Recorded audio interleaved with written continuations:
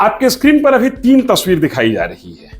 इन 3 तस्वीरों में 2 को आप पहचानते होंगे, खासकर बिहार यूपी के वो दर्शक जो मुझे देख रहे हैं, मेरे इस चैनल को देख रहे हैं। तीसरी तस्वीर आपके लिए थोड़ी नई होगी। हम आज इन्हीं तीनों तस्वीर के आश्रय बात को शुरू करेंगे। यही 3 तस्वीर आज बीजेपी के लिए समस्या है और यही 3 तस्वीर आज बीजेपी के लिए समाधान है। नमस्कार, आप देखना शुरू कर चुके हैं लेट्स डिस्कस और मैं हूं आपके साथ धीरेन्द्र।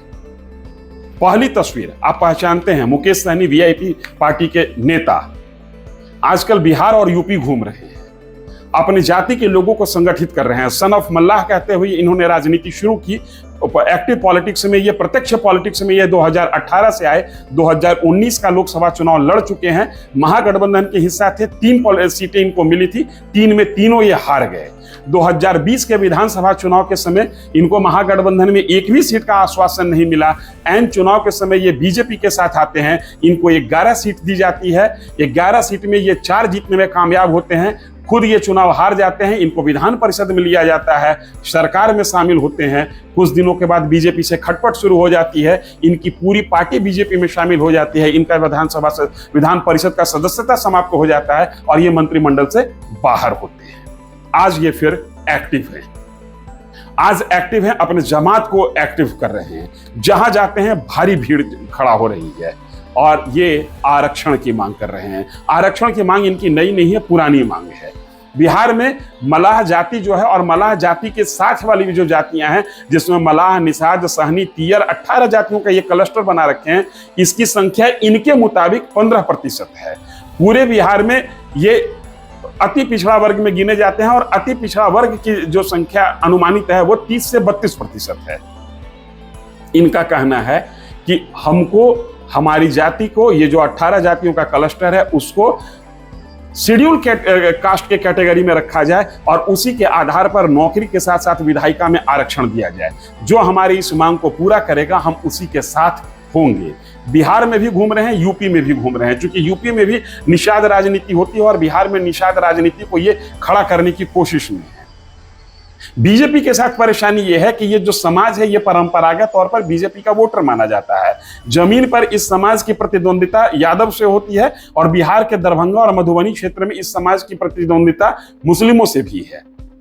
ऐसे में अगर ये समाज एकजुट हो जाए और मुकेश सहनी उसका वोट लेकर कहीं और शिफ्ट कर जाए तो बीजेपी को सीधा नुकसान होता हुआ दिख रहा है। इसलिए बिहार में बीजेपी के लिए चुनौती है।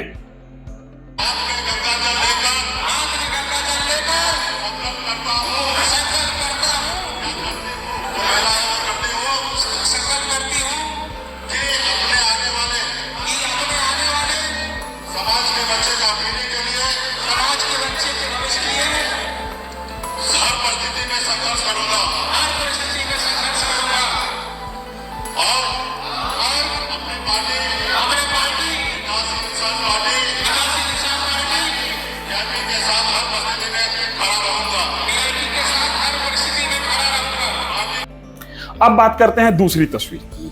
ये है महाराष्ट्र में मनोज पाटिल।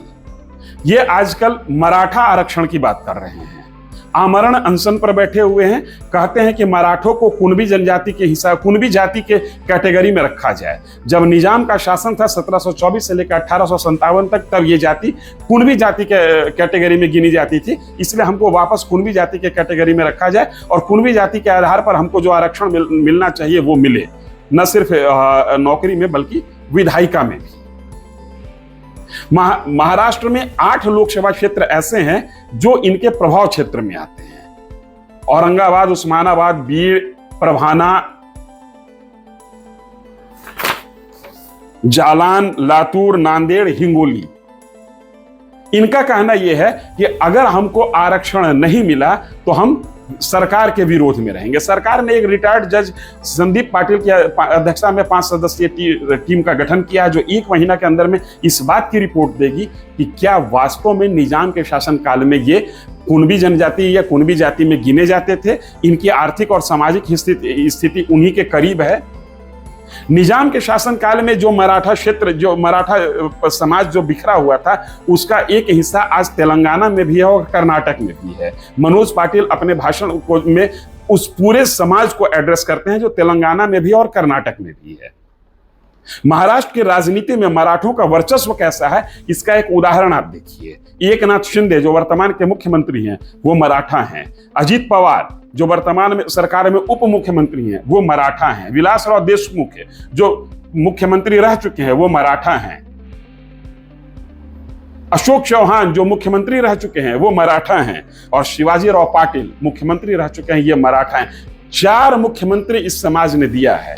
बावजूद इसके ये समाज आज पिछड़ा होने का दावा करता है और इसको आगे बढ़ने के लिए राजनीति में और नौकरी में आरक्षण की आवश्यकता है। शरद पवार, कांग्रेस और उद्धव ठाकरे ग्रुप इस आंदोलन के पीछे हैं।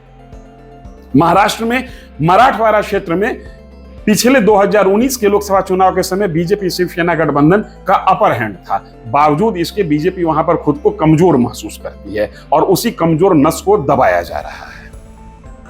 एसबीसीचं आरक्षण रद्द झाल्यामुळं त्या आरक्षणाशी आमची मागणी नाही। मराठवाडा हा 1 वर्षानंतर अखंड महाराष्ट्रामध्ये सहभागी झाला। आम्ही हैदराबाद संस्थांमध्ये असताना आम्हाला आरक्षण होतं, आम्हाला ते आरक्षण लागू केलं नाही। हे आम्ही त्यांना सांगितल्याच्या नंतर त्यांच्या विषय खरा लक्षात आला की हे न मिळणार, जे राजसाहेब म्हणतात आरक्षण मिळू शकत नाही, झुलवत ठेवणारे, तो विषय आता त्यांच्या डोक्यातून पूर्ण निघाला की आम्ही हे मराठवाड्यातला आणि महाराष्ट्रातला मराठा दोन्ही पण। अब आइए तीसरी तस्वीर, इनको आप सब पहचानते होंगे। ये आरएसएस के सर्वे सर्वा संचालक मोहन भागवत हैं। 2015 के बिहार विधानसभा चुनाव के समय इन्होंने आरक्षण से रिलेटेड इनका एक बयान आया था। वो बयान को उस बयान को लालू प्रसाद यादव ने कुछ इस तरीके से कैश किया कि पूरे विधानसभा चुनाव बीजेपी सिर्फ सफाई देती रह गई और विधानसभा से खुद साफ हो गई। इस बार फिर ये आरक्षण पर बोले हैं, शायद इस बार समाधान देने की कोशिश कर रहे हैं। इसीलिए हमने अपने वीडियो की शुरुआत में कहा था कि यही 3 समस्या हैं और यही 3 समाधान हैं। इसलिए जब तक वो भेदभाव है तब तक उसको चालू रहना चाहिए। हमको ये देखना चाहिए कि इन बंधुओं को बराबरी में लाने में अपना योगदान होना चाहिए। आज दिखता नहीं है लेकिन वो भेदभाव अभी भी है। सम्मान की बात है, केवल आर्थिक बराबरी की बात नहीं, केवल राजनीतिक बराबरी की बात नहीं, सामाजिक बराबरी, सम्मान की बात है। हम 2024 के मद्देनजर उन मुद्दों को समझने और समझाने की कोशिश कर रहे हैं जिन मुद्दों के आसरे 2024 का रणक्षेत्र लड़ा जाएगा। कास्ट सेंसस की बात शुरू हो चुकी है। सोनिया गांधी ने सरकार को बाकायदा चिट्ठी लिखा है कि राष्ट्रीय स्तर पर सरकार कास्ट सेंसस कराए और कास्ट सेंसस के आसरे आरक्षण का बिगुल फूंका जाएगा, इसमें भी कोई शक नहीं। मणिपुर जल रहा है इसी आरक्षण के मुद्दे पर, महाराष्ट्र सुलग रहा है इसी आरक्षण के मुद्दे पर, मुकेश सहनी सक्रिय हैं इसी आरक्षण के मुद्दे पर। और कास्ट सेंसस अगर आ गया तो विपक्ष या कास्ट सेंसस के सहारे विपक्ष इसी आरक्षण के मुद्दे को सुलगाने की कोशिश करेगा, जिसका कार्ड शायद बीजेपी के पास अभी नहीं है। इस वीडियो में इतना ही। लाइक और सब्सक्राइब जरूर करें।